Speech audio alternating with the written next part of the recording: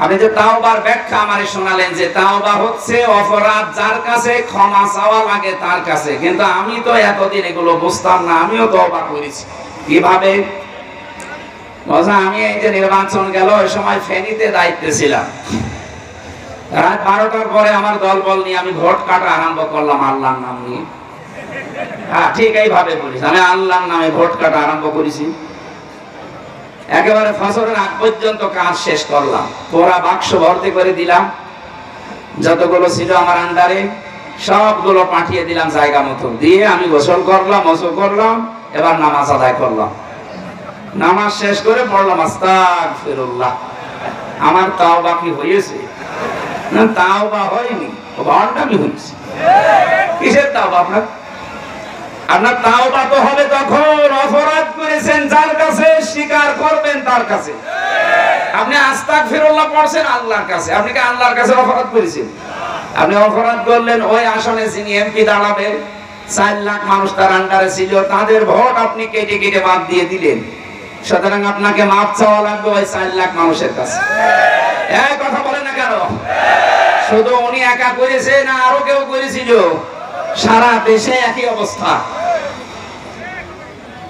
মরা মানুষেরও ভোট হয়েছিল। চাচা গেছে ভোট দেওয়ার জন্য, যারা ছিল ওই দায়িত্বে, বলছে চাচা আপনি এখন আসলেন, চাচি তো সেই সকালে এসে চলে গেছে। আচ্ছা বাবাজি আপনি বলছেন কি? চাচি 3 বছর আগে মরে গেছে। কি একটা মানে পাগলামি আরম্ভ করেছিল বলুন তো। আর এইটা এখন উনি বাইরে বসে বসে বিদেশি মানুষদেরকে শোনাচ্ছে যে আমরা নির্বাচিত সরকার ছিলাম। এইরকম বেহায়া মানুষ দুনিয়ায় আছে আমার তো বিশ্বাস হয়নি, এখন আমার মনে হচ্ছে। এখান থেকে একটা সূক্ষ্ম ষড়যন্ত্র বের হচ্ছে, আমি ওপেন ভাবে জানাচ্ছি। যারা বাইরে বসে বসে এই ষড়যন্ত্র গুলো করছে, আমি কয়েকদিন আগে সিঙ্গাপুরে ছিলাম, ওখানে আরো বেশি হচ্ছে, কারণ এই শয়তানগুলো সব পালিয়েছে ওখানে।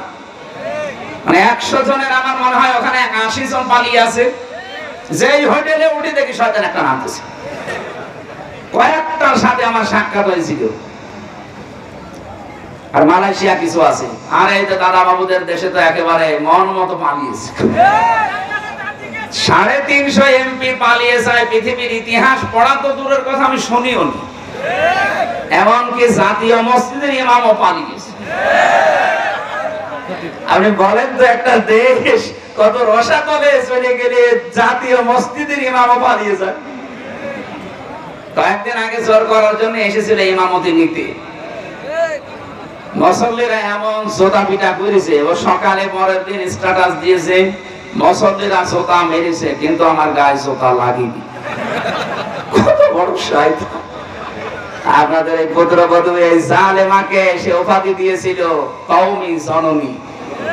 আমি জেলখানায় কওমি মাদ্রাসার 76 জন আলেমের সাথে ছিলাম। এই ঘোষণা দেওয়ার পরে তারা ওই দিন বদদুয়া করেছে। কইল কি?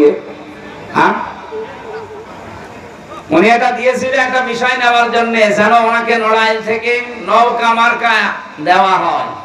আপনি এত নিচে নামতে পারলেন একটু আলেম হয়ে, নৌকা মার্কায় মানুষ দাঁড়ায়, আপনি যদি কুকুর মার্কায় দাঁড়াতেন, হ্যাঁ, নৌকা মার্কায় না দাঁড়িয়ে কেউ যদি এই বাংলাদেশে কুকুর মার্কায় দাঁড়ায় তাও সে পাস করবে। কিন্তু এই জিনিসটাকে আল্লাহ এত বেশি ঘৃণিত বানিয়ে দিয়েছে, এখন যদি কেউ নৌকায় ওঠে এ দরবেশের মতো সেও ধরা খাচ্ছে। নৌকা ওঠার কায়দা আছে? এই কথাটা বন্ধ করুন বললাম। তাহলে আমরা এখন ওনাদের যেহেতু অনেকে বাঁচার জন্য মাঝে মাঝে ইঁদুরের গর্ত থেকে মুখ বের করার মতো চেষ্টা চালাচ্ছে, আমরা চাই আপনারা বেঁচে থাকেন, কিন্তু আপনাদের এই ধোঁকা দিয়ে আমরা বোকা বানাতে চাই না। আপনারা চান সঠিকভাবে কিয়ামতেও যেন ধরা না খান। তাহলে কি করা লাগবে? অপরাধ আপনি যার যে পরিমাণ, ওই পরিমাণের শাস্তি দুনিয়ায় আগে নিয়ে যান। এই কথা বললেন না? আমি বানিয়ে বলছি এটা হাদিস। নবীদের কাছে একজন যুবতী মহিলা এসেছে, ডাক দিয়ে বলে, হে রাসূল, আমি জিনা করে ফেলেছি, এরপরে আমি গর্ভবতী হয়ে গেছি। নবীজি বললেন, এই কথা কাউকে বলবা না, যাও চলে যাও। মেয়েটা বলে, হে রাসূল, সত্যি আমি আমার যৌবনের তাড়নায় নফসের ধোঁকায় পড়ে শয়তানের জালে ফেরে দিয়ে আমি গুনাহ করে ফেলেছি, আমি গর্ভবতী হয়ে গেছি, দয়া করে আপনি এই গুনাহ থেকে আমারে মুক্ত করেন। আরে ভাই, সারা দেশে যে হুজুর যাই বলুক, আমার কাছে কেউ যদি তাওবা পড়ার জন্য আসে, আমি শুধু আস্তাগফিরুল্লাহ পড়াবো না, নবীর হাদিস থেকে যে শিক্ষাটা পেয়েছি আমি এইটা কাজে লাগাবো। রংপুরবাসী, এবার আপনার বিবেক দিয়ে বলেন তো, ১৫০০ বছর আগে বিশ্ব নবীর কাছে যে যুবতী মেয়ে এসেছিল জেনা করার পর, বলেছে আমাকে মুক্ত করেন এই গুনাহ থেকে, নবীজিকে তাকে বলতে পারতেন না ঠিক আছে তুমি একবার আস্তাগফিরুল্লাহ পড়ে নাও? বলতে পারতেন না? তার তো আরব দেশের মানুষ, আরবি মাতৃভাষা, একবার বললে সে মুখস্থ করে ফেলতো আস্তাগফিরুল্লাহ, তার মাফ হয়ে যেত নাকি? কিন্তু নবীজি ওটা করেননি, বললেন ঠিক আছে যতদিন সন্তানটা ডেলিভারি না হয় বাড়ি যাও, এটা ডেলিভারি হওয়ার পরে আসবা,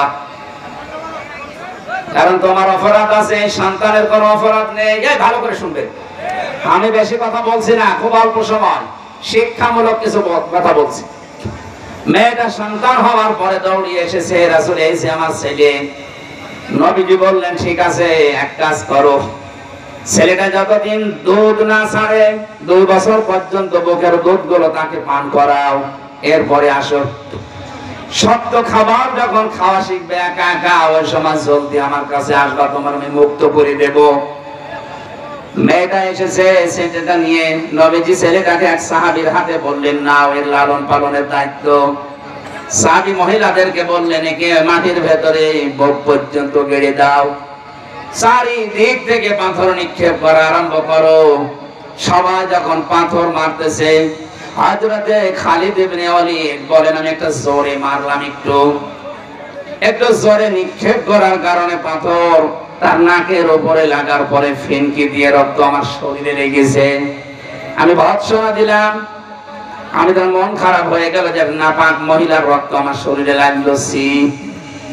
নবীজির কানে কথা যাবার পরে বিশ্ব নবী বললেন থামো খালিদ, এ কথা বলবা না, কারণ আমি নবী, তুমি নবী না, আমি যা দেখি তুমি দেখতে পাও না।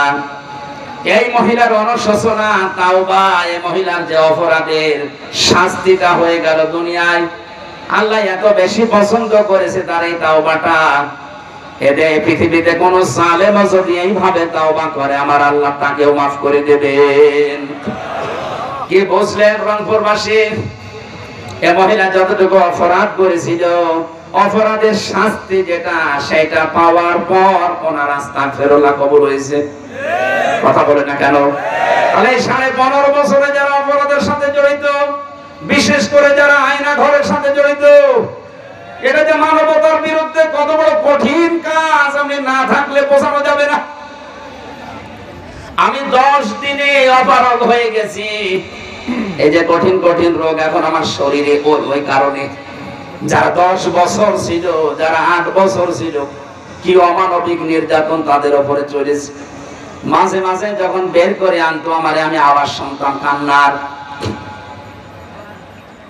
তাও তো আমার ডিবি অফিসের নিচে যে ঘর, ওখানে ছিলাম। আসল যেটা ডিজিএফআই এর ওই জায়গা তো আরো ভয়ঙ্কর, যেখানে ব্যারিস্টার আরমান ছিল, আমান আজমি ভাই ছিল, যেখানে ইলিয়াস আলী বিএনপির এই নেতা ছিল, ওখানে কত মানুষের হাড় গোড়, কত মানুষ মারা গেছে। আসার সময় দেখতাম মাঝে মাঝে কোন মোবাইল নাম্বার চোখে পড়ে, লেখা আছে ভাই নাম্বারটা একটু বাইরে জানা বেঁচে, আমি অন্তত বেঁচে আছি। 2 দিন 5 দিন না, কেউ 5 বছর, কেউ 8 বছর, কেউ 10 বছর, কেউ 14 বছর পর্যন্ত পড়ে আছে। আর খাবার দিত সকালে পচা ছোলা, দুপুরে দিয়েছে একেবারে মাখানো ভাত, মনে হচ্ছে কেউ খেয়ে পারেনি, ফেলেছে। এইটা আমার সাথে মুফতি ফখরুল সাহেব ছিলেন জেলখানায়, মাঝে মাঝে আমাদের শোনাতেন ভাই ফাঁসির এই কন্ডেম ছেলে আছি, তারপরও আছি মনে হচ্ছে জান্নাতে আছি। এমন জায়গায় আমার রেখেছিল, এই পায়ের ভেতর দিয়ে ভাবে হাত দিয়েছে, সামনে যে লোহার ব্যারিকেড দেওয়া আছে, এই লোহার বিশাল বিশাল শিকের সাথে আমার হাতকে ওরা শিকল দিয়ে বেঁধে দিত। আরে 2 মিনিট 5 মিনিট, 1 দিন 2 দিন পরে খুলে দিলে তো হয়। বছরের পর বছর এভাবে আমার রেখে দিয়েছে। 1.5 মিনিট 2 মিনিট সময় দিত টয়লেট করার জন্য। কখন আজান হয়, কখন দিন হয়, রাত হয়, এটা যে কোন বছর, কত মাস, কোন তারিখ আমি কিছু জানি না। আপনি বলেন তো কি অবস্থা তৈরি করেছিল তাদের উপরে। এই জালেম যারা, এর সাথে যারা জড়িত, তারা নাকি 10 দিন 12 দিন 15 দিন পর পর একবার দেখতে যেত। মানুষের এই চিৎকার কান্না আর আর্তনাদ শোনার পরে তারা অট্ট হাসি দিত যে দেখ কেমন লাগে। আমার মনে হয় আল্লাহ পুরা উল্টি এখন ওই জালেমদের উপরে ওইটা চাপিয়ে দিয়েছে। আদালতের দিকে তাকান, এই দালাল সুমন, এই দরবেশ বাবা, এই নওগাঁর একজন ছিল সাধন চন্দ্র মজুমদার, খাদ্যমন্ত্রী ছিল। গত পরশুদিন এক শয়তান ধরা পড়েছে। মৌলভীবাজারে বাড়ি, অবাধ্যক্য আব্দুল শহীদ। ও কি পড়িয়েছে সারা জীবন ও জানে আর আল্লাহ জানে। যে লোকটা এত শিক্ষিত হতে পারে তার বিবেক মরে যায় কি করে। তার বাড়ি থেকে এখন 3 কোটির উপরে টাকা পাওয়া গেছে, বস্তা ভর্তি। দেশের মানুষ না খেয়ে মরে, আর শয়তানদের বাড়িতে বাড়িতে কোটি কোটি টাকা পাওয়া যাচ্ছে। 85 ভরি স্বর্ণ পাওয়া গেছে। একজন বাঁচতে কত টাকা লাগে মানুষের? আমার মনে হয় যে কোনো বিচার আচার করার দরকার নেই। বাইতুল মুকাররমের সামনে নিয়ে খরচ ভাড়া দিয়ে শেষ করে দেন। কিসের বিচার এদের? দেশটাকে রসাতলে নামিয়ে দিয়েছে, আর এদের আবার বিচার করা লাগছে। যে মানুষগুলো প্রশাসনে অবৈধ স্বরাষ্ট্রমন্ত্রীকে দেখাচ্ছিল যে স্যার একটা গুলি করলে শুধু একটা মরে আর মরে না, এদের আবার বিচার লাগে নাকি? আমাদের বিরুদ্ধে বানানো মামলা দিয়ে যদি 3 বছর জেল খাটাতে পারেন, আপনাদের তো নিজেরা আপনারা সাক্ষী, হাজার হাজার ভিডিও আছে। এর জন্য আবার বিচার করা লাগবে কোন কারণে? আবু সাইদকে যেভাবে মেরেছে ওইভাবে ক্রস ফায়ার দিয়ে শেষ করে দেন, তাহলে তার গোনা মাফ হবে। তাছাড়া কোনো মাফ নেই। ও যদি কিয়ামত পর্যন্ত জেলে থাকে ওর মাফ হবে না, কারণ ও তো জেলে থাকলে ওই কষ্টটা পাবে না। আবু সাইদের মতো জীবন ওকেও দেওয়া লাগবে। এর সাথে যারা জড়িত, আয়না ঘরের সাথে যারা জড়িত, তারা 8 বছর 10 বছর 14 বছর আগে ঘরে রাখা লাগবে। সুতরাং যারা বিভিন্ন কায়দায় বলছেন আমরা ঢুকে পড়বো, আপনি ঢুকে পড়তে পারবেন না। আপনার ধরনের রেডি করা আছে। আর এটা যদি নাও হয়, দুনিয়া শেষ না, এরপরে আরেকটা জগৎ আসছে। এমনি আপনি 8-10 বছর পরে এমনি মরে যাবেন। কথা বলেন না কেন? আমি তো চাই আমার 3 বছরের জন্য আমার এই মামলার সাথে যারা জড়িত প্রত্যেকে যেন এভাবে ফাঁসির কন্ডেম ছেড়ে 3 বছর থাকে, যোগাযোগ বিচ্ছিন্ন হয়ে। ব্যারিস্টার আরমানের জন্য 8 বছর তারা আয়না ঘরে থাকবে। 8 আর 3 কত হয় বলেন? ব্যারিস্টার আরমানের জন্য 8 বছর, আমান আজমির জন্য 10 বছর, কত হয়? 23। কত? 11 আর 10 কত হয়? 21 বছর আপনি আগে থাকবেন মাটির নিচে, এরপরে আপনারা যা করবেন করবেন। আর আমি জানি 21 বছর হলে আপনি কবরে চলে যাবেন। কি কথা বলেন না? আমরা চাচ্ছি আপনাদেরকে বাঁচাতে। আপনারা যখন বাঁচতে চান যে আমাদেরকে বাঁচান, হ্যাঁ, বাঁচানোর যে সিস্টেম কোরআন হাদিস দিয়েছে এইভাবে আসে। এই 15.5 বছর অনেককে ঘরে ঘুমাতে দেননি। আপনি 15.5 বছর একটু থেকে দেখেন যে কেমন লাগে। আমাদের আদালতে তোলার সময় বলতো দেখ কেমন লাগে, এখন আমরাও বলি দেখ কেমন লাগে। খাপের খাপ, মন্তাসের বাপ। কথা বলা যাবে না। আমার প্রথম কথা ছিল এইটা যে দুনিয়ায় যারা জালেম তাদের বিরুদ্ধে মামলা দেবে কে? সুতরাং যারা পালিয়েছেন এবং পালিয়ে অনেকে যাচ্ছেন, গোপনে আছেন, জালেম যারা, তারা কিন্তু হামজার মামলার আসামি আর নেই। এখন সরাসরি আল্লাহর মামলার আসামি। আল্লাহর মামলার আসামি ওকে বাঁচতে পারে এরকম কোন সম্ভাবনা আছে? নেই। আমরা দুনিয়াও শেষ, আখিরাত তো শেষ। আল্লাহু লা ইয়াহদিল কওমাজ জালিমিন। জালেমদের জন্য দোয়া করেও লাভ নেই, কারণ তাদের জন্য দোয়া করলে কবুল হবে না। ইহদিয়েনা মজারে, আল্লাহ বলেন আমি ওদের হেদায়েত দিচ্ছি না, দেব না। আল্লাহ আমাদেরকে যেন জালেম হওয়া থেকে বাঁচান। আমরা মজলুম আছি। মাজলুম আল্লাহর কাছে অনেক দামি বিষয়। সারাটা জীবন যেন কম বেশি আমরা মাসলুম থাকি, যেন জালেম না হই। বলেন আমিন। দরুদ সালাম পাঠ করার মাধ্যমে আমাদের আজকের আলোচনার বিষয় যেহেতু ক্ষমা বলেছি, সূরা আলে ইমরানের 133 নম্বর আয়াত পড়েছি। তাফসীর মাহফিল লিখেছেন, তাফসীর আকারে কথা বলার চেষ্টা চালাবো ইনশাআল্লাহ। যতটুকু পারেন জবান খুলে আয়াতটুকু পড়েন। আউযু বিল্লাহি মিনাশ শাইতানির রাজীম। বিসমিল্লাহির রহমানির রহিম। ওয়াসারিউ ইলা মাগফিরাতিম মির রাব্বিকুম ওয়া জান্নাতিন আরদুহাস সামাওয়াতু ওয়াল আরদ উইদ্দাত লিল মুত্তাকিন। আল্লাহ পাক বলেন, হে পৃথিবীর মানুষেরা, তোমরা সকলে মিলে দৌড়াও। ওয়াসারিউ বহু বচন, একজন দুইজন না, সবাই মিলে দৌড়ানো আরম্ভ করো। ইলা মাগফিরাতিম মির রাব্বিকুম, তোমাদের রবের ক্ষমার দিকে। কারণ ক্ষমা করার একচ্ছত্র মালিকানা যেটা আল্লাহর সাথে সম্পৃক্ত, ওইটা আল্লাহর। এখানে দুইটা বিষয় পাওয়া যাচ্ছে। এই এদিকে তাকান। কেউ যদি মাপ পেতে চায়, বিষয় দুইটা, একটা হক্কুল ইবাদ আর একটা হক্কুল্লাহ। আপনি আল্লাহর সাথে কোনো দোষ যদি করে থাকেন, তার কাছে মাপ চাবেন। নামাজ পড়েননি, রোজা রাখেননি, হজ করেননি, এই বিষয়গুলো আমার আল্লাহর সাথে সম্পর্কিত।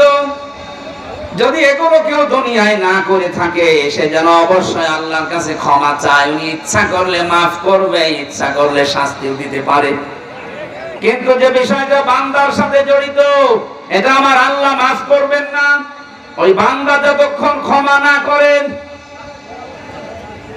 এই জন্য যারা মানুষের উপরে জুলুম করেছেন, তাদের অধিকার নষ্ট করেছেন, আগে তাদের কাছে যে স্বীকার করবেন, মাফ চাবেন, ক্ষমা চাবেন।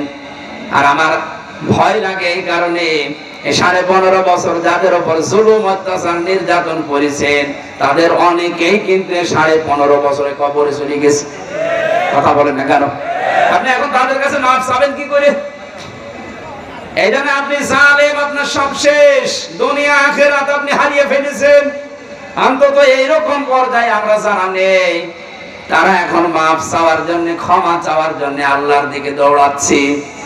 কম বেশি যদি এরকম আমাদের জীবনে কিছু হয়েও থাকে, অন্তত যারা বেশি আছে, আপনি তাদের কাছে যে মাফ চেয়ে নেবেন। হ্যাঁ, বাপ হিসাবে যদি সন্তানের উপরে জুলুম করে থাকেন, অনেক বাবা আছে হজ করতে যাওয়ার আগে ছেলের নামে ভালো ভালো সম্পদ লিখে দেয়, আর মেয়েকে বলে, মা তোর জন্য আমি দোয়া করে দেব কাবা ঘর ধরে। আপনার জীবনও হজ কবুল হবে না, কারণ আপনি এই মেয়েটার হক নষ্ট করে হজে যাচ্ছেন। আগে তার জমি ফেরত দেন, টাকা দিয়ে দেন, এরপরে দোয়া করেন। কথা বলেন না কেন? আমাকে ধরার পরে আমার বাবার কাছ থেকে বলেছিল 10 দিন রিমান্ড দিয়েছে আদালত। ছেলেকে যদি বাঁচাতে চান তাহলে 10 লাখ টাকা তাড়াতাড়ি নিয়ে আসেন। আমার বাবা গ্রাম্য মানুষ, তাড়াতাড়ি করে ভয়ের চোটে 8 লাখ সঙ্গে সঙ্গে যেভাবে ধার কর্জা করে দিয়েছিল। বলেছিল টাকা যদি বাকিটা আর 2 দিনের ভেতরে না দেন, 50টা মামলা দেব। বাবা কথা ঠিক রেখেছিল, বাকি টাকা দিয়ে, কিন্তু ওই শয়তানরা কথা ঠিক রাখে না, পরের দিন আবার মামলা দিয়েছে। আপনি এরকম জুলুম করতে পারলেন, অথচ নিজেই মাঝে মাঝে আমারে বলতো, হুজুর আপনাদের কোনো দোষ নেই, এটা আমরা জানি, আপনি যে কোনো কিছুর সাথে জড়িত না এই মামলার, তাও আমরা জানি। আপনি এরকম করেন কেন?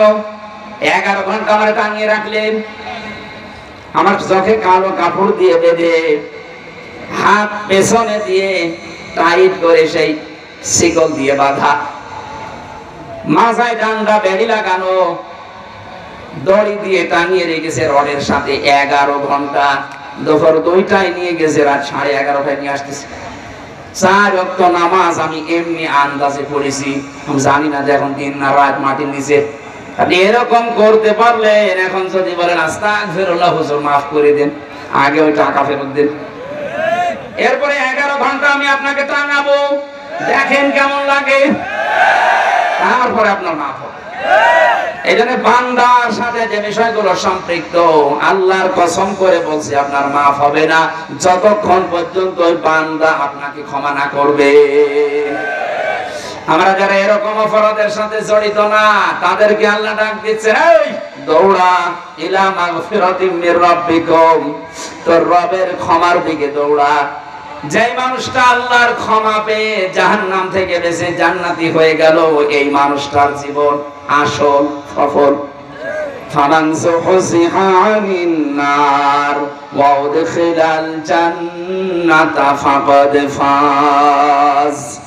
আল্লাহ পাক বলেন ওই লোকটার জীবন তো সফল যে লোকটা 41 সাল পর্যন্ত ক্ষমতায় আছে। না এত আস্তে বলেন কেন? যেই লোকটাকে আল্লাহ জাহান্নামের কাজগুলো আস্তে আস্তে ছেড়ে দেওয়ার তৌফিক দেয় আর জান্নাতের কাজের দিকে আস্তে আস্তে যাকে এগিয়ে দেয়, আল্লাহর দৃষ্টিতে তার জীবন সফল হওয়ার রাস্তায়। এখানে বহু মানুষ আছে আগে উল্টাপাল্টা সিনেমা দেখতেন, এখন আপনার মনের ভেতর একটা পরিবর্তন আসতেছে যে না, এই চোখের হিসাব আল্লাহর সামনে দেওয়া লাগবে। এই মনে করে আপনি এই গুনার কাজটা আস্তে আস্তে ছেড়ে দিচ্ছেন। আগে পরকীয়া প্রেমে লিপ্ত ছিলেন, এখন আল্লাহর দিকে তাকিয়ে ওইটা আস্তে আস্তে বাদ দিয়ে দিচ্ছেন। যত অন্যায় কাজ আছে দুনিয়ায়, বিবেক বহির্ভূত কাজ আছে, শরীয়ত বিরোধী কাজ আছে, এগুলো যদি আল্লাহকে দিকে তাকিয়ে সাক্ষী রেখে আজকে ছেড়ে দেন, আর জান্নাতে যাওয়ার যে কাজগুলো আছে, মানবতার সেবা, শরীয়তের বিধানগুলো পালন করা, এগুলো যদি আস্তে আস্তে কেউ এগিয়ে যেতে পারে, আল্লাহর কোরআন বলছে তার জীবন সফল হওয়ার রাস্তায়। আপনি এবার নিজের সাথে দিয়ে মিলান যে আপনি আসলে এই রাস্তায় আছেন কিনা। আগে ঘুষ খেতেন, এখন আস্তে আস্তে ছেড়ে দিয়েছেন। আগে সুদ খেতেন, এখন আপনি আস্তে আস্তে ওটা ছেড়ে দিচ্ছেন। এটা গ্রাম অঞ্চল আছে কিনা আমি জানি না, 1000 টাকা ছেড়ে রাখে, 1 মাস পরে 100 টাকা বেশি নেয়। এই এলাকায় আরম্ভ হয়ে গেছে। এই সুদের সাথে কারা জড়িত আছে হাত তোলেন তো। না, আমার মনে হয় এটা বলা ঠিক হলো না, কারণ এই এলাকায় এখনো শুরু হয়নি। যদি কেউ এই কাজে এখন থাকে, না খেয়ে মারা যান, তাও জান্নাত পাবেন বলে আশা করা যায়। কিন্তু এই সুদের সাথে যদি কেউ জড়িত হয়, ও যেন মায়ের সাথে জেনা করে আসবে। আপনি কি ভাবতে পারেন যে মায়ের সাথে এই কাজ কোন শয়তান ছেলেও করতে পারে? অথচ ভালো মানুষ করতেছে। সুতরাং এই কাজ যারা আছেন, 1000 টাকা ছেড়ে রাখে, 1 মাস পরে 1100 টাকা পায়। হ্যাঁ, 200 টাকার বেশি। আমি আশা করছি এটা ছেড়ে দেবেন ভাই। আর আপনি এই কাজগুলো আস্তে আস্তে ছেড়ে দিন। এই যে 1 বিঘা জমি দিয়ে রাখে, 1 বছর পরে মনে করেন 60,000 টাকা আমাকে দিল, 1 বিঘা জমি আমি আপনাকে দিয়ে দিলাম, আপনি চাষ করে খান। এটারে বাংলা কি বলে লেখা? এই সিস্টেমে আছেন কারা চাষ করছেন হাত তোলেন তো। এই একজন। আপনি কি এটা বুঝে করেন না কি আন্দাজে করেন? এটা বোঝেন না যেটা সুদ হয় না, আপনি তার মানে জানেন। আপনার মায়ের দাড়ি দিয়ে, টুপি দিয়ে, জুব্বা দিয়ে, নামাজ দিয়ে হবে না। আপনার মায়ের সাথে জেনা করার গুনাহ আমলনামায় উঠছে। এই সিস্টেমে যারা আছেন, জমি জায়গায় বর্গা দেওয়া, বন্ধক দেওয়া, কর দেওয়া, এই সিস্টেম পাল্টানো লাগবে। ইসলামের একটা সিস্টেম আছে, ওইটা করতে গেলে অনেকে বলে শুধু লস হয়ে যায়।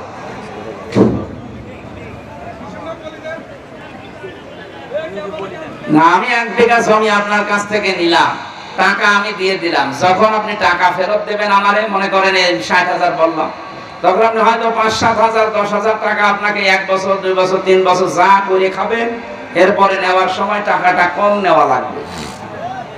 এই সিস্টেমে আমি জানি মনে হয় এলাকায় এগুলো চলে না। খালি এটা সারা দেশের অবস্থা একই। মানুষ জেনে শুনে পায়খানা খাবে। আরে ভাই, আপনি তো ক্ষমা পেতে চান, আপনি যার জন্য এইরকম অবৈধ ভাবে টাকা ইনকাম করছেন। আমি সহ যারা বাম হাতের এই অবৈধ ভাবে ইনকাম আমরা করি, কি করি বলেন তো? টাকা পয়সা উপায় করি।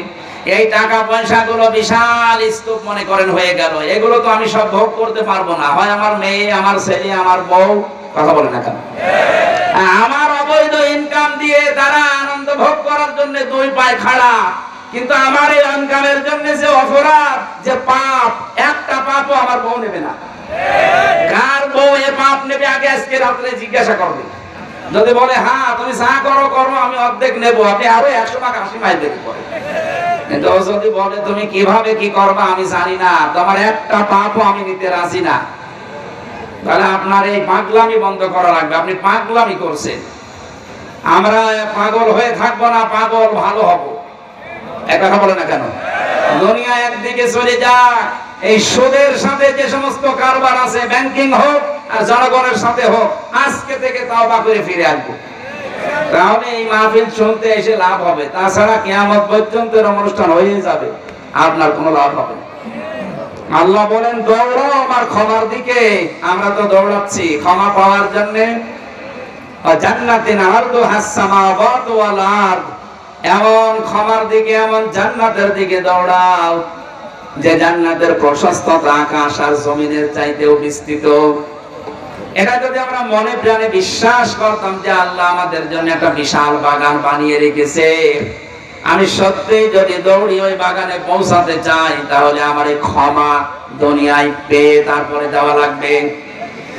এটা আমাদের সব সময় টেনশন চিন্তায় থাকা দরকার, আল্লাহ আমি মাপ পেয়েছি তো। যে মানুষগুলোর এই চিন্তা ছিল, এই মানুষগুলোর জীবনের দিকে একটু তাকান। হযরত আবু বকর সিদ্দিক তিনি জান্নাতের জিন্দা অবস্থায় গ্যারান্টি পেয়েছিলেন, দুনিয়ায় জীবিত অবস্থায় সার্টিফিকেট পেয়েছেন যে তুমি জান্নাতি। মসজিদে নববীতে অসময়ে যে তিনি শিশুর মতো অঝরনয়নে কাঁদছিলেন, নবীজি বললেন অসময়ে কাঁদো কেন? হযরত আবু বকর বলেন হে রাসূল, আল্লাহ আমাকে মাফ করেছে তো, আমি কি জান্নাত পাবো সত্যি? ওই সময় আল্লাহ সূরা রহমানের আয়াত নাযিল করে তাকে ডবল সান্ত্বনা দিয়েছেন। আলিমান খাফা মাকামা রাব্বিহি ওয়া নাহান নাফসা আনিল হাওয়া ফাইনাল জান্নাতা হিয়াল মাআওয়া। বলেন আল্লাহু আকবার। তোরা মানুষ যদি সত্যি আল্লাহকে ভয় করে, অপরাধ করার ক্ষমতা থাকার পরও তাকে ভয় করে ছেড়ে দিতে পারেন, আমার আল্লাহ তারে মেহমানদারি করাবেন জান্নাতুল মাওয়া দিয়ে, তার আশ্রয় স্থল বানাবেন। ওইটা সূরা রহমানের ভেতরে আছে, আলিমান খাফা মাকামা রাব্বিহি জান্নাতান। তোরা মানুষ যদি সত্যি তার রবকে ভয় করতে পারে, এই ভয়ে কান্নাকাটি করে আল্লাহ আমি মাপ পাবো তো, জান্নাত পাবো তো। আবু বকরকে যেমন আল্লাহ ঘোষণা দিয়েছিলেন আজকের এই দৃশ্যের জন্য তোমার আমি ডবল জান্নাত দিয়ে দিলাম, তামাম পৃথিবীর মানুষের জন্য একটা করে জান্নাত পাবে। হযরত সিদ্দিক আকবর আবু বকর এই অনুশোচনা করার কারণে জান্নাত পাবে ডবল। ধরে বলেন সুবহানাল্লাহ। বাংলার মুসলমানের জন্য সময় আমাদের এখন জীবিত অবস্থায় আছে হাতে।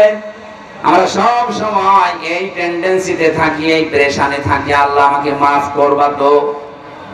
যার ভেতরে যত বেশি এটা পয়দা হবে, তার দুনিয়ার জীবন তত পরিচ্ছন্ন হবে, তার গুনাহ থেকে বেঁচে থাকা সহজ হবে। পৃথিবীর এই জমিনটা যে ধোঁকা, তার কাছে পরিষ্কার হবে। চেয়ার বলেন, বউ বলেন, অর্থ সম্পদ বলেন, সবকিছু আল্লাহর ভাষায় যেহেতু ধোঁকা, এই ধোঁকাটা তখন সামনে এসে দাঁড়াবে। আমাল হায়াতুদ দুনিয়া ইল্লা মাতাউল গুরুর। আল্লাহ পাক বলেন হে পৃথিবীর মানুষেরা, দুনিয়ার জীবনটা কিন্তু ধোঁকা। এজন্য আমরা অন্ধকারে যারা পড়ে আছি, আমি সহ প্রত্যেকে যেন আমরা থামি। আপনার স্ত্রী কিন্তু সত্যি ধোঁকা। আপনি আজকে মারা যান, দেখেন একদিনও আপনাকে আর রাতে পাহারা দেবে না, বলবে জিন আসবে। অথচ এর জন্য আপনি বাবা শাহজালাল সব হালাল করে ফেলেছিলেন। যেই সন্তানের সুখের জন্য তাকে একটা ভালো বাইক কিনে দেবেন, তাকে একটা মোটর যান কিনে দেবেন, এই জন্য আপনি বৈধ অবৈধ দেখেননি। বিভিন্ন প্রতিষ্ঠানে চাকরি করা অবস্থায় পাম হাতের ইনকাম করেছিলেন। আপনার এই অবৈধ টাকা নিয়ে এসে হয়তো বাইক আরামে চড়বে, মোটর যান চড়ে বেড়াবে। এর জন্য যে অপরাধটা হয়ে গেল, এইটার ভাগ আপনার ওই ছেলে নেবে না, কবরে আপনারই মগুর খাওয়া লাগবে। আমাদের পরিবর্তন আসা দরকার। এখন আমরা ক্ষমা পেতে চাই, কারণ যারা ক্ষমা পাবে আল্লাহর কাছে এই মানুষগুলোর জন্য আল্লাহ তার জান্নাতকে প্রস্তুত করে রাখতেছেন। উইদ্দাতিল মুত্তাকিন, আমি তো জান্নাত তাদের জন্য বানিয়ে রাখলাম যারা আমার ক্ষমা পেয়ে দুনিয়া থেকে আসবে। আপনি নিজের কাছে এখন ভাবেন তো, আপনি আসলে ক্ষমা পেয়েছেন কিনা? খলিফাতুল মুসলিমিন হযরত ওমর ঈদের দিন সকালবেলা অঝোর নয়নে ঘরের দরজা বন্ধ করে কাঁদছিলেন। হযরত আবু হুরায়রা বলেন, আমি সকালবেলা গেলাম, সবাই দেখে বিভিন্ন আনন্দে মেতে আছে, কিন্তু কান্নার আওয়াজ আসে খলিফার ঘর থেকে। দরজায় নাড়া দিলাম, ভেতর থেকে আওয়াজ এলো কে? বাইরে থেকে বললাম, খলিফা আমি আবু হুরায়রা এসেছি, ঈদ মানে খুশি, ঈদ মানে আনন্দ, আজকে সবাই আনন্দে আছে, আপনি কাঁদেন কেন? হযরত ওমর দরজা খুলে দিলেন, দেখলাম দাড়ি বেয়ে পানি পড়ছে, সেজদায় পড়েছিল। আমারে বলছে, আবু হুরায়রা ঈদ মানে খুশি আনন্দ, তাদের জন্য যে মানুষগুলো 30টা রোজা কবুল হয়ে গেছে, যারা এই গ্যারান্টি পেয়েছে যে আল্লাহ তাকে মাফ করে দিয়েছে। আমি ওমর এখনো পর্যন্ত গ্যারান্টি পাইনি যে আল্লাহ আমাকে মাফ করেছে কিনা, তা আমি কি নিয়ে আজকে আনন্দ করব? রংপুরবাসী তারাও মানুষ ছিল, আমরাও মানুষ। তাদের টেন্ডেন্সি ছিল কি, তাদের চিন্তা ভাবনা ছিল কি, আর আমরা কোন লাইনে আছি? এটা শুধু আপনাকে বলছেন, আমার নিজের জন্যও বলছি। আমার নিজেরও পরিবর্তন হওয়া লাগবে এখন থেকে। কখন? এখন থেকে। তাদের জীবনটার দিকে তাকালে আমাদের জীবন পরিবর্তন হতে কিছু না কিছু বাধ্য। ছেলেটাকে তিনি মাদ্রাসায় দিলেন, এরকম মক্তব মাদ্রাসায়। হযরত আব্দুল্লাহ ওই সময় তিনি কিন্তু দেশের প্রেসিডেন্ট। জিয়াউর রহমানের জীবনী পড়েছিলাম আমি। ইন্তেকালের পর উনি যখন প্রেসিডেন্ট থাকা অবস্থায় তার সন্তান, ওই যে এখন যিনি আছে লন্ডনে, জনাব তারেক জিয়া, ছোটটা তো মারাই গেল, বেগম জিয়া, ওই সময় ছেলেটাকে নিয়ে গেছে ভর্তি করতে এক জায়গায় ঢাকাতে। এমন অবস্থায় পোশাক আশাক পরা অবস্থায় গিয়েছে, ওখানকার দায়িত্বশীল জিজ্ঞাসা পর্যন্ত করেছে, কি আপনি এই অবস্থায় কারো চিনতে পারে নাই নাকি? প্রথমে ছেলেটার পরিচয় জিজ্ঞাসা করেছে, নাম কি? তারেক। বাবার নাম কি? জিয়াউর রহমান। কোন জিয়া? প্রেসিডেন্ট জিয়া। এই লোকটার নাম আজও পর্যন্ত মানুষ শুনলে দোয়া করে, এমনি না, সে তো জেনারেল শিক্ষিত মানুষ। তার জীবনে এমন এমন কিছু কাজ পাওয়া গেছে, আল্লাহ পাক মনে হয় এই জন্য তাকে মরণের পর চিরন্তন করে রেখেছে। এদেশে তো বহু মানুষ ছিল, তারা মারা গেলে মানুষের পর দোয়া করে। জেলখানার ভেতরে আমি অপু ভাইয়ের সাথে ছিলাম, তারেক জিয়া সাহেবের পিএস, মানে মোনাজাতের ভেতরে জিয়াউর রহমানের জন্য দোয়া করতেন, রব্বুল আলামিন তুমি আমার লেডারের বাবাকে মাফ করে দিও। এমনিতে মজলুম তিনি, এই কারণ জেলে যারা যায় আমি দেখেছি অধিকাংশ মানুষকে ওরা মজলুম করে রাখে, আর নবীজি জানিয়েছিলেন মাজলুমের দোয়া সঙ্গে সঙ্গে আল্লাহ কবুল করে নেয়। যত মানুষ এই 15.5 বছরে ছিলাম, আমার মনে হয় 100 জনের 70 জন আমরা নিরপরাধ, কিচ্ছু জানি না মামলা সংক্রান্ত। আন্দাজে রাজনৈতিক প্রতিহিংসার কারণে জুলুম করে আমাদেরকে আটক করে রেখেছিল। আমি বলছি, যারা জুলুম করে তারা জালেম, যারা সহ্য করে তারা মাজলুম। এই জন্য ওখানে বহু মানুষ দেখতাম জমার দিন কয়েকজন এক জায়গায় দোয়া করতো, আল্লাহ যে মানুষগুলো দেশের জন্য এই কাজ করে দৃষ্টান্ত স্থাপন করেছে, তুমি তাদেরকে মাফ করে দিও। মাজলুমের দোয়া কবুল হয়, এই জন্য বলছে আল্লাহ জিয়াউর রহমানকে মনে হয় মাফ করে দেবেন। তার জীবনের ভালো কাজগুলো আল্লাহ কবুল করেন। অন্যায় যদি মানুষ হিসাবে কিছু করে থাকে, আল্লাহ যেন মাফ করে দেন। এটা আল্লাহর উপরে অবিচল আস্থা এবং বিশ্বাস হবে রাষ্ট্রের সব কাজের মূল ভিত্তি। এই কথাটা উনি লিখেছিলেন। জীবনে তার কোনো কিছু কবুল হোক বা না হোক, এই কথাটা পড়লে একবার আল্লাহর কথা মনে হয়। কথা বলে ঠিক কিনা? আল্লাহ এই লোকটাকে যদি মাফ করে দেয়, আমাদের ক্ষতি হয়ে যাবে। আরো জোরে বলেন। আরো যারা দেশের জন্য কাজ করেছিলেন, আল্লাহ সবাইকে যেন মানবতার সেবার কারণে মাফ করে দেন। বিশেষ করে ইসলামের জন্য, মানবতার জন্য যাদের জীবনটা শেষ হয়ে গেল, এই মানুষগুলো জীবনের আমল যেন আল্লাহ ব্যর্থ না করে, কবুল করে দৃষ্টান্তমূলক পুরস্কার দেন, বলেন আমিন। হযরত ওমরের সময় প্রেসিডেন্ট, ছেলেটাকে ভর্তি করার পরেই কয়েকদিন ক্লাস চলছে, হঠাৎ করে ওই দেশের প্রধান বিচারপতি হযরতে আলী তার ছেলে হোসাইনকেও দিলেন মাদ্রাসায়। এই টেবিলের উপর থেকে বারবার কলম ফেলে দিচ্ছে, খেজুরের পাতার কলম, উপর দিয়ে কালি দিয়ে লেখা লাগে এই কলমে। আব্দুল্লাহকে বলছে তুলে দাও, একবার দুইবার তিনবার তিনি তুলে দিলেন, তৃতীয়বার একবার বলে ফেললেন কি তুমি বারবার কলম ফেলে দাও, আমারে তুলতে বলো, আমি কি তোমার খাদেম চাকর নাকি? হযরত হোসেন তিনি মনের অশান্তি জেনে কথা বলে ফেললেন, হে আব্দুল্লাহ তুমি শুধু খাদেম না, খাদেমের বাচ্চা খাদেম। মানে এই সময় প্রেসিডেন্টের ছেলে মাইন্ডে নিয়েছে, বাড়িতে যে জিজ্ঞাসা করছে বাবা হোসেন আমাকে খাদেমের বাচ্চা খাদেম এই শব্দ দিয়ে সবার সামনে গালি দিয়েছে, আমি আর মাদ্রাসায় যাব না, বিচার যদি তুমি সত্যিই না করো আমি মাদ্রাসায় পড়া বন্ধ করে দিলাম। মানে বলছে ঠিক আছে আজকে না জুমার দিন আমি বিচার করব হাজারো মানুষের সামনে। বয়ান চলাকালীন তিনি খুতবা বন্ধ করে দিয়ে বললেন হোসাইন হ্যাঁ এদিকে আসো, আমার ছেলেকে তুমি গালি দিয়েছো, আমাকে পর্যন্ত ছোট করেছো মানুষের সামনে। বলে হ্যাঁ করেছি। কেন তুমি গালি দিলে, এই ছোট কথাটা কেন আমাকে বললে? হযরত হোসেন বলে খলিফা বুকে হাত দিয়ে বলেন তো আপনি কি আমার নানার খাদেম ছিলেন না? হযরত ওমরের কথা বন্ধ হয়ে গেছে, ডাক দিয়ে বলে হোসেন তাই তো, আমি তো এভাবে চিন্তা করি না, আমি তো তোমার নানার খেদমত করেছি, আর খেদমত যে করে সেই তো খাদেম। তুমি কি এই কথাটা যা বললে লিখতে পারবা? হ্যাঁ কাগজ কলম নিয়ে আসেন। খেজুরের পাতা নিয়ে এসেছে, উনি লিখে দিলেন ওমর আমার নানার খাদেম ছিল, আমি দেখেছি, ইতি হোসাইন ইবনে আলী, সই করে দিলাম। কাগজটা হাতে নিলেন, জমা দিলেন, সাহাবীদেরকে বললেন নবীর সাহাবীরা বিচার হয়ে গেছে। এই ছেলে সমস্যা কেন না? না না মাইকে মাইক না, কি আমি গ্যালেন করে দেন, সাতার মাথা মাইক দিয়েছে, ঘুমাইতেছো নাকি তুমি? আর উল্টা পাল্টা জিনিস এখানে রাখেন কেন, যে গ্যালেন করে আওয়াজ হয়?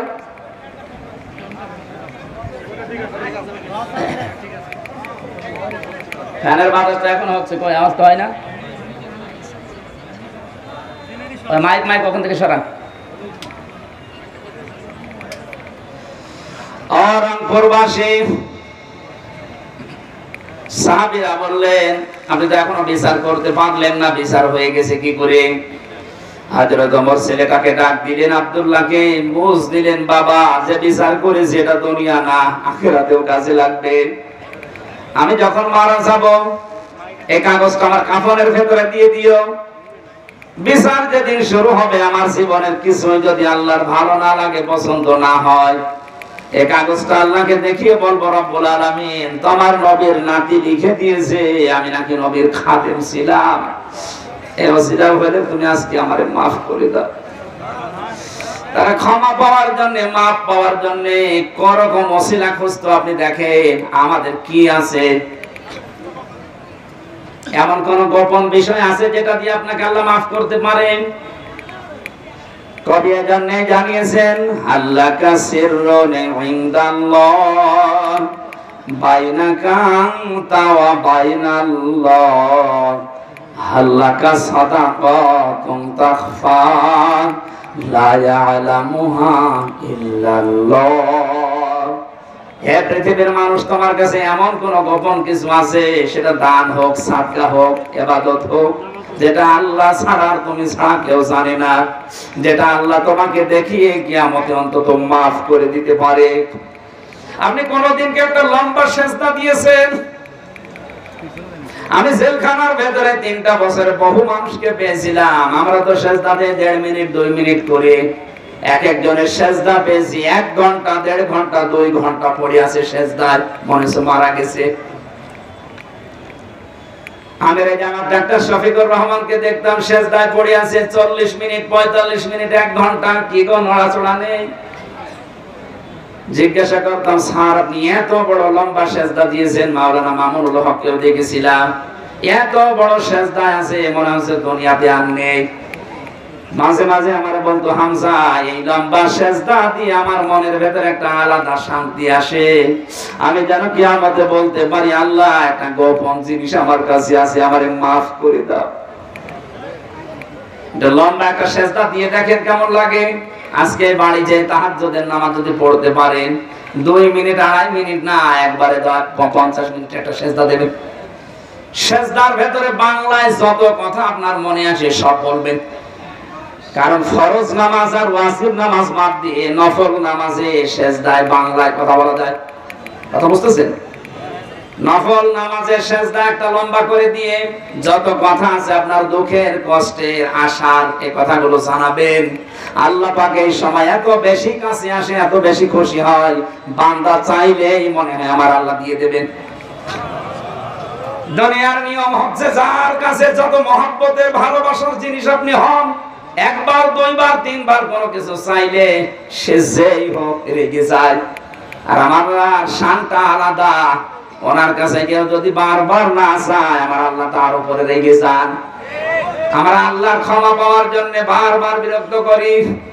আল্লাহ পাকের শান এইটা, যতবার ক্ষমা চাবেন উনি ফেরেশতাদেরকে নিয়ে আপনাকে নেতা গর্ব করবে। দেখ হামজারে নিষেধ করেছিলি বানাতে, আজকে দেখতো আমি কিছুই বলি নাই, রাত গভীরের সময় দুনিয়া ঘুমিয়ে আছে, ও আমার কুদরতি ভাইয়ের সেজদায় পড়ে আছে। কাবা শরীফ যখন তাওয়াফ করে দেখলাম বহু মানুষ এই দোয়াটা পড়ছিল ষষ্ঠ চক্করে, আল্লাহুম্মা ইন্না আলাইয়া হুকুকান ফিমা বাইনি ওয়া বাইনিকা। হে মালিক, কাবার সামনে নিয়ে বলছি আমি তোমার গোলাম, তুমি আমার মালিক, আমার ভেতরে তোমার ভেতরে বহু দেনা পাওনা বাকি আছে, আমি বান্দা হিসাবে যা পাওয়ার কথা তুমি তো আমাদের সব দিয়েছো, আমাকে নেই থেকে হামজা বানিয়েছো, তুমি আমাকে সেই মাটি মায়ের গর্ভ থেকে শুরু করে সাইফুল বানিয়েছো। দুনিয়া আমাকে কেউ চিনতো না, আমার নাম গন্ধ ছিল না, অথচ আজ আমার একটা নাম আছে, আমার একটা পজিশন আছে, আমার একটা সম্মান হয়েছে, পৃথিবীতে উল্লেখ করার মতো বহু কিছু তুমি আমারে দিয়েছো। আমার যা যা অধিকার ছিল সব তুমি আদায় করে দিয়েছো, কিন্তু তোমার প্রতি আমার তো সে হক সব দিয়ে দিলে। আমি বান্দা হিসাবে আমার উপরে তোমার কিছু হক আছে, আমি তো কিছুই দিতে পারিনি। নিজের দিকে তাকিয়ে বলেন তো আল্লাহকে আপনি কি দিয়েছেন? কিয়ামতের ময়দান আল্লাহ যখন বিচার শুরু করবে, আল্লাহর বিচারে কিন্তু অবিচার নেই, আছে না? নেই। আল্লাহর বিচারে কোনো অবিচার নেই। আল্লাহ যদি ন্যায় বিচারও কারোর সাথে করে কেউ জান্নাত পাবে না। কথা বলছেন না? আল্লাহর বিচারে কোনো অবিচার, জবাব দিলেন না? আল্লাহর বিচারে কোনো অবিচার, ন্যায় বিচার করলে জান্নাত পাবেন না, কেউ পাবেন না। হ্যাঁ, একটা মাত্র পথ খোলা আছে, আল্লাহ যদি দয়া করে ক্ষমা করে দেয়। এই জন্য কাবার সামনে নিয়ে মানুষ এই কথা বলে ষষ্ঠ চক্কর দেওয়ার সময়, আল্লাহ তোমাকে দেওয়ার জন্য আমার যা দরকার আমি কিচ্ছু দিতে পারিনি, যাই দিয়েছি সব ত্রুটিপূর্ণ, সব ত্রুটিপূর্ণ, ত্রুটি দিয়ে ভরা, ভুল দিয়ে ভরা। আমি যতটুকু টোটা ফাটা ইবাদত করেছি, অনেকে লোক দেখানো করে ফেলেছি, ওর ভেতরে রিয়া ছিল, অহংকার ছিল, অনেক ভুল ছিল, ভ্রান্তি ছিল, কিন্তু একটা সম্পদ আমার কাছে আছে, আল্লাহ তোমার নাম যে গাফফার, তুমি আমারে মাফ করে দাও। কিয়ামতে আল্লাহ যখন কাউকে মাফ করতে চাইবেন তাকে সবার সামনে বিচার করবেন না, একা একা নিয়ে যাবেন একটা জায়গায়, আলাদা চাদর দিয়ে ঘিরে দেবে ফেরেশতারা, সবাইকে দূরে সরিয়ে দিয়ে আল্লাহ নিজে বান্দার সামনে দাঁড়িয়ে বলবে, হামজা এই অপরাধগুলো করেছিলি, কেউ নেই, শুধু আল্লাহর সামনে আমি একা দাঁড়িয়ে, সব স্বীকার করা লাগবে। কারণ আপনার হাত কিন্তু কিছুক্ষণ পরে কথা বলবে যদি স্বীকার না করেন, আপনার চোখ কথা বলবে, পা কথা বলবে, সব কিছু তো কথা বলবে। আপনি জানেন যে এখন আমি আল্লাহর সামনে দাঁড়িয়ে, কেউ নেই আমার আশপাশে, স্বীকার যখন একটা একটা করে বলবেন, আল্লাহ আমার ভুল হয়ে গেছে, মহান আল্লাহর কুদরতি যে বিশাল দরিয়া আছে, জোশ পয়দা হবে, ঢেউ পয়দা হবে। আল্লাহ যেন শেষে কথা বলবে, সূরা জুমারের তাফসীরে আছে, আল্লাহ পাক যেন শেষে বলবে, বান্দা যা আমি তোরে মাফ করে দিলাম। কাউকে বলার দরকার, এটার প্রচার করার দরকার নেই, কাউকে বলারও দরকার নেই, যা আমি তোরে মাফ করে দিলাম, আমার বানানো জান্নাতে চলে যা। আল্লাহ তুমি আমাদের সবার জীবনে এরকম একটা কিছু তৈরি করে গোপনে মাফ করে দিও, বলেন আমিন। মাঝে মাঝে আমার 33 বছর বয়স, একা একা যখন থাকি এই কথা আমার বেশি মনে হয়, আল্লাহ এখন যদি মারা যায়, তুমি যদি তোমার সামনে নিয়ে বলো, হামজা 2024 সালের সেপ্টেম্বর 30 তারিখ পর্যন্ত তোরে মাফ করে দিলাম, যা হিসাব দেওয়া লাগবে না, শুধু অক্টোবরের 1 থেকে 31 এই 31টা দিনের হিসাব দিয়ে জান্নাতে চলে যা। আমার যা কাজ কারবার, আমার তো মনে হয় 31 দিনের হিসাবও আমার এখনো রেডি হয়নি। 31 দিনের হিসাব আমি দিতে পারবো না। আপনারা পারবেন না? আপনারা পারবেন? এটা কত কঠিন বিষয় যে ক্ষমা পাওয়া, মাপ পাওয়া, হিসাব। নবীজি নিজে নিষ্পাপ ছিলেন, আগে পেছনের সব কিছু আল্লাহ ক্ষমা করে দিয়েছেন, এরপরও প্রতিদিন তিনি 100 বার করে ক্ষমা চাইতেন। আল্লাহুম্মা হাসিবনি হিসাবা ইয়াসিরা, এ আল্লাহ তুমি আর যাই কর আমার হিসাবটা সহজ করে দিও। হিসাব সহজ মানে যে আগে যেটা বললাম এইটা কুদরতি পর্দা দিয়ে ঢেকে নিয়ে বলবে, বান্দা স্বীকার কর যে এগুলো করেছিলাম। যখনই আপনি অনুতপ্ত হয়ে অনুশোচনা করে কান্নাকাটি করবেন যে আমি করেছিলাম, আল্লাহ বলেন যা গোপনে মাফ করে দিলাম। আল্লাহ আমার সবার জীবনে তুমি এরকম একটা পজিশন তৈরি করে দিও, বলেন আমিন। না তো একটা যদি নিয়ামতের হিসাব যায় কিচ্ছু না, শুধু পানি, তাও পারবেন না। আল্লাহর এক বান্দা মনে মনে করেছিল 1000 বছর আমি হায়াত পেয়েছি, এটা বনি ইসরাইলের ঘটনা। 1000 বছর আমি হায়াত পেলাম, 1000 বছর আমি জিহাদের ময়দানে কাটিয়েছি, দিনের বেলা আর রাতের বেলা আমি কাটিয়েছি ইবাদতে, সিজদায়, তেলাওয়াতে। আল্লাহ আমাকে যা করলাম মনে হয় জান্নাত আমি পেয়ে যাব। ঠিক দেখে স্বপ্নে দেখে মারা গেছে, কিয়ামতের ময়দানে আল্লাহ কায়েম করে দিয়েছে, ওরে ডাক দিয়েছে, এদিকে আয়, তোরে জান্নাতে দিয়ে দিলাম যা। লোকটার মনের ভেতরে একটু অহংকার, এত কিছু করলাম, আল্লাহ আমাকে একটু ধন্যবাদও দিল না, ওয়েলকাম দিল না, বলছে যা জান্নাত চলে যা।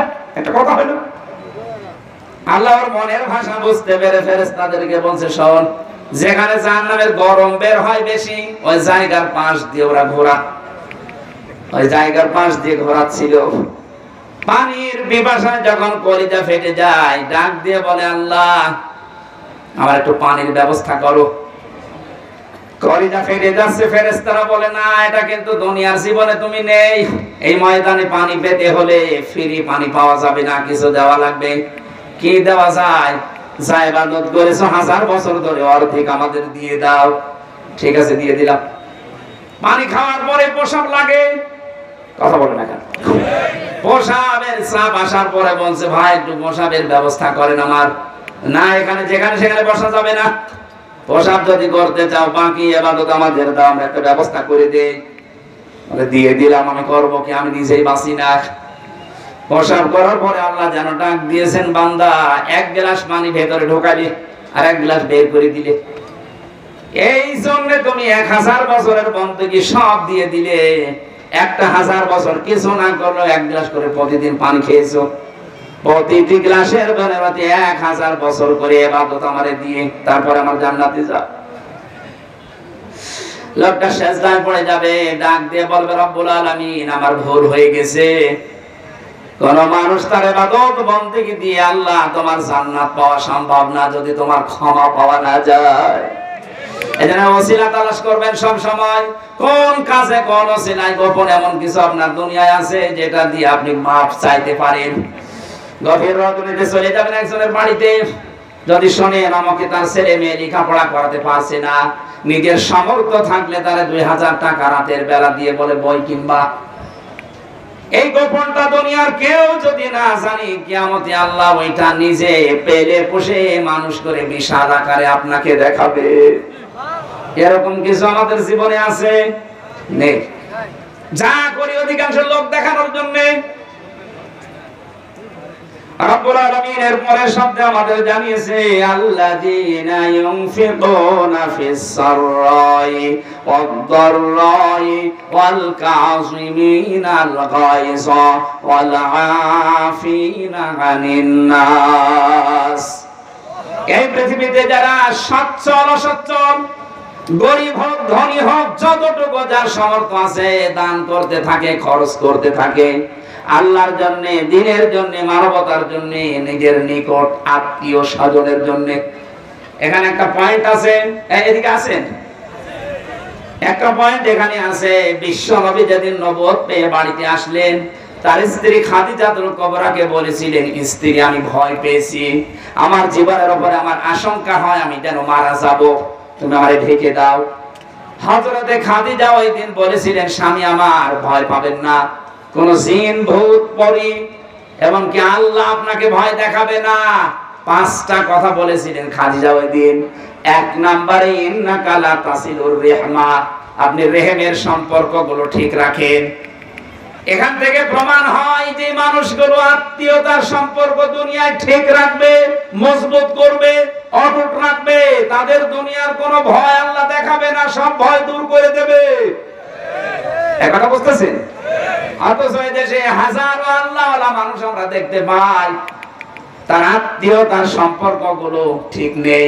নিজের আপন ভাইয়ের সাথে কথা বলে না, নিজের আপন বোন গরিব, যেতে চায় না। ধর্ম আত্মীয় পাঠিয়েছে রংপুর, মাসে 3 দিন যায়, এই কথা বলে না কেন? নিজের নিকট আত্মীয় আপনার বোন, আপনার ভাই, আপনার চাচা, আপনার ফুফু, আপনার মা বাবা, এগুলো রক্তের সম্পর্ক না? এইগুলোর সাথে আজ 100 জনের প্রায় 95 জনের সম্পর্ক ভালো না। এই সম্পর্ক নষ্ট করার পেছনে যারা দায়ী তারা আমাদের বউ। এটা আবার বেশি বলে ফেললাম না? না, বেশি বলিনি, এইটাই হচ্ছে। 100টা পরিবারের 80-90টা পরিবারে এখন বউর কারণে আমরা রক্তের সম্পর্কগুলো নষ্ট করে ফেলি। ভাই বড় দ্বন্দ্ব। সম্মানিত মা বোনেরা, মনে করছেন আমি নামাজ পড়ে রোজা করি, আমি কালো বোরকা পরে থাকি, আমি না? আপনি কালো বোরকা পরে করবেন কি? আপনার স্বামীকে যদি বাধ্য করেন যে আপনার ভাই বোন মা বাবা এদের সাথে দরকার নেই, যা আছে তুমি আমাদের নিয়ে, আমার মা বাবা নিয়ে থাকো, আপনি নিশ্চিত জাহান্নাম। নবীজি বলেন, কোন স্ত্রী যদি চাই, এটা কামনা করে যে আমার স্বামী আরো বেশি দিন বেশি থাক, আমার স্বামীর সম্মান, আমার স্বামীর ইজ্জত মর্যাদা, টাকা পয়সা, অর্থ দুনিয়ায় আরো বেড়ে যাক, সে যেন সবসময় তাকিদ দেয়, স্বামী যা করো সম্পর্কগুলো ঠিক রাখো। আরো ওরা সম্পর্ক নষ্ট হয় কি করে সেই কাজ করে। আপনার নামাজ রোজা এই পর্দা পর্দা সব মাঠে মারা যাবে, কিচ্ছু কবুল হবে না। আজ হাজারো স্ত্রীর কারণে সন্তান তার মা বাবাকে বৃদ্ধাশ্রমে পর্যন্ত রেখে আসছে। গত পরশুদিন আমার এই যে কিশোরগঞ্জ, নীলফামারী কিশোরগঞ্জ বৃদ্ধাশ্রমে মাহফিল ছিল, কত মা বাবা বসে আছে লাইন দিয়ে। কয়েকজনকে জিজ্ঞাসা করেছিলাম, বড় বড় অফিসার সন্তানগুলো মা বাবাকে রেখে গেছে এখানে, কোন সন্তান জীবনও চাইবে না যে আমার মা বাবা বৃদ্ধাশ্রমে থাকুক, এটার জন্য বাধ্য করে ওর বউ, আর ওই বউকে কান পড়া দেয় ওর বউর মা আর ওর বড় বউ। এটার সাথে একমত আছেন কারা? স্বামীরা হাত তোলেন তো। সবগুলো ধরা পড়ছে। বাড়ি যাবেন আজকে আপনি, এই যে রেকর্ড হচ্ছে, ভিডিও ধরবে, আপনার খাবার বন্ধ করে দিবে। নবীজি বললেন, স্বামী স্ত্রী স্বামীকে শোনাচ্ছে, আপনি রক্তের সম্পর্ক ঠিক রাখেন, আপনি ভয় পাবেন না। স্ত্রী বলছে আপনি মানুষের বোঝা বহন করেন, আপনি ভয় পান কেন? মানুষের কষ্টের বোঝা, ঋণের বোঝা, দুঃখের বোঝা আপনি বহন করে দেন, আপনার ভয় নেই। অথচ বাংলাদেশে যে মহিলা পালিয়ে গেছে, ও হাজার হাজার কোটি কোটি টাকা বোঝা দিয়ে গেল আমাদের। সে তো ভালোই আছে তার মেয়ে নিয়ে, বোন নিয়ে, ছেলে নিয়ে, কিন্তু আমাদের উপর এখন কত বোঝা। এদেশে এখন জন্ম নিলে 1 লাখ টাকা ঋণ। এই যে যাদেরকে 2780 জন মানুষ এখন হাসপাতালে, এই মানুষগুলোকে আপনি তার পরিবারের জন্য, মা বাবার জন্য, সমাজের জন্য একটা বোঝা বানিয়ে দিলেন। নবীর উম্মত যারা, তারা বোঝা আরো দূর করে দেয়, হালকা করে দেয়, আর ওরা এমন নবীর উম্মত বোঝা আরো চাপিয়ে দিয়ে গেল। আপনি মাপ পাবেন না। মাপ পাওয়ার জন্য মানুষের বোঝা হালকা করা লাগে, তাহলে কিয়ামতে আল্লাহ আপনার পাপের বোঝা হালকা করে দেবে। পাপের বোঝা হালকা করা মানে আপনাকে আল্লাহ মাফ করে দেবে। আমি জেলখানায় বসে বসে এই পারিবারিক জীবন নিয়ে ভেবেছিলাম, মেয়েরা কেন আজ এই স্বামীর উপরে এই ঝামেলায় আছে। নারী নির্যাতন করলে আমাদের জেল হয়ে যায়, ফাঁস হয়ে যায়, আমরা ফাঁসির আসামি। এখন যে জল্লাদ আছে ও বউ মারার মামলার আসামি। আমাদের যে ফাঁসি দেয় কেন্দ্রীয় কারাগারে ঢাকাতে, ইলিয়াস, তার বউকে একটা থাপ্পড় দিয়েছিল সংশোধনের জন্য, ছাতা মরি নিছে। এখনো ফাঁসি ছিল, এখন যাবজ্জীবন 30 বছর জেল কাটা লাগবে। এই জন্য আমি বসে বসে, ওখানে তো লেখা খুব কঠিন, তারপরও কারারক্ষীদেরকে বলে কই আমি লিখেছিলাম পারিবারিক জীবনের সমস্যা এবং তার সমাধান কি করে এটার সমাধান করা যায়। আমি প্রায় 120 পৃষ্ঠা করেছিলাম। বাইরে এসে ওরা আরো সামারাইজ করে করে 2টা বই করেছে, একটা পুরুষের জন্য, একটা মহিলাদের জন্য। এখানে পাওয়া যায় কিনা জানি না, গাড়ি আছে মনে হয়, গাড়িতে পাওয়া যাবে। সাদা গাড়ি আমার যাওয়ার সময় মেয়ের জন্য নিয়ে যাবেন, মেয়ে বিয়ে দেওয়ার আগে এটা পুরা পড়াবেন যে এটা পড়ো তাহলে আর সংসার আলাদা হবে। বিশেষ করে বউকে পড়াবেন আগে, আর বউরা নেবেন নিয়ে স্বামীকে পড়াবেন। আমার কণ্ঠ এবং এই রাত জাগা নিয়ে আমি খুব টেনশনে আছি। এত রাত পর্যন্ত জেগে থাকলে আবার দেখা যাচ্ছে সেদিন রংপুরের মতো পটল তুলব। আমি শেষ করে দিলাম, আল্লাহুম্মা আমিন। লা ইলাহা ইল্লা আনতা সুবহানাকা ইন্নী কুনতু মিনাজ জালিমিন। রব্বুল আলামিন, 2 দিন ব্যাপী তাফসীর কোরআন মাহফিলে বসে কোরআনের কথাগুলো চাতক পাখির মতো শুনছিলাম। যতটুকু শুনিয়েছি, আমার শরীরে যতটুকু পড়িয়েছি আমি বলেছি, এগুলো আমল করার তৌফিক আমাদের দান করো। সওয়াবগুলো তুমি নবীর রওজায় পৌঁছিয়ে দাও। 3টা বছর জালেমের জিন্দানখানায় ভর্তি ছিলাম। কি খাওয়িয়েছে ওরা আল্লাহ তুমি জানো, আর ওরা জানে আমার শরীরটা স্বাভাবিক হচ্ছে না। আল্লাহ মেহেরবানি করে আমাকে আগের অবস্থায় আবার ফিরিয়ে দাও। এই মাহফিলের সওয়াবগুলো নবীর রওজায় পৌঁছিয়ে দাও। আমরা যারা নারী পুরুষ আসলাম, আল্লাহ তুমি আমাদেরকে জীবনের মতো ক্ষমা করে দাও। এই মাদ্রাসার বিশাল খরচ আল্লাহ মেহেরবানি করে খাজানা থেকে পূর্ণ করে দাও। যত মানুষ লেখাপড়া করছে এখানে তাদের মেধাস্ফীতি করে দাও। যত অভাব আছে আল্লাহ অভাবগুলো দূর করে দাও। আমার কণ্ঠে আর গোলাই না আল্লাহ, তুমি আমার কণ্ঠ তা ছেড়ে দাও। মাহফিলের প্রধান অতিথি ইদ্রিস ভাইকে কবুল করো। আল্লাহ তাআলা অন্যতম অতিথি এসেছে আমাদের শ্রদ্ধাভাজন ভাই সাইফুল ইসলাম, তাকে মঞ্জুর করো। এই জেলাতে যত মানুষ বসবাস করছে তাদের মা বাবা যারা হারিয়েছে, কবরগুলো জান্নাত বানিয়ে দাও। এই দেশটা জালেম থেকে যখন মুক্ত করে দিয়েছো আল্লাহ, বহির্বিশ্বের ষড়যন্ত্র থেকে তুমি মুক্ত রাখো। কোরআনে কারীম এই দেশে তুমি প্রতিষ্ঠা করে দাও। বারাকাল্লাহু লানা ওয়া লাকুম ফিল কোরআনিল আযীম। এই আশা নিয়ে ভরসা নিয়ে হাত নামাচ্ছি যে আমরা শুনেছি, যা বলেছি এগুলো আমাদের জীবনে যেন আমরা আমল করতে পারি। আল্লাহ রাব্বিরহামহুমা কামা রাব্বায়ানি সাগীরা ওয়ালহামদুলিল্লাহি রাব্বিল আলামিন। লা ইলাহা ইল্লাল্লাহু মুহাম্মাদুর রাসূলুল্লাহ সাল্লাল্লাহু আলাইহি ওয়াসাল্লাম।